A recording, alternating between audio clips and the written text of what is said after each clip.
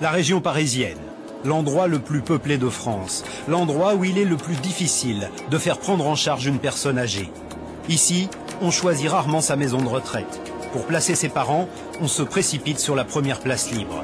Et le personnel, souvent en situation de précarité, est prêt à tout accepter pour garder son emploi.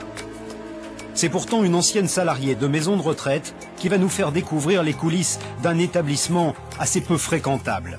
Elle s'appelle Edwige Villatte, elle était auxiliaire de vie dans une maison de retraite de la région parisienne. J'ai un petit peu pété les plombs, c'est que justement tous ces résidents se plaignaient, pleuraient, disaient qu'ils étaient malheureux et qu'ils souffraient. La maison de retraite dont parle cette jeune femme est pourtant haut de gamme, parmi les plus chères de la région parisienne.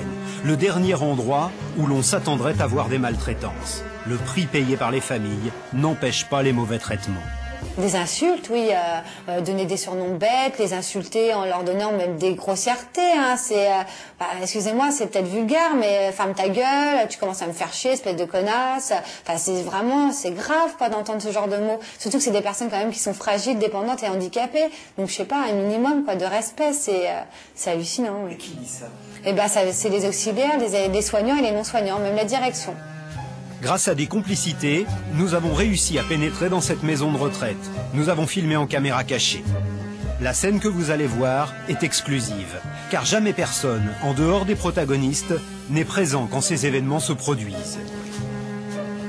C'est l'heure où l'on met au lit les résidents qui ne peuvent pas se coucher eux-mêmes. 3 soignantes vont utiliser un lève-malade pour coucher cette personne, une pratique banale, et pourtant...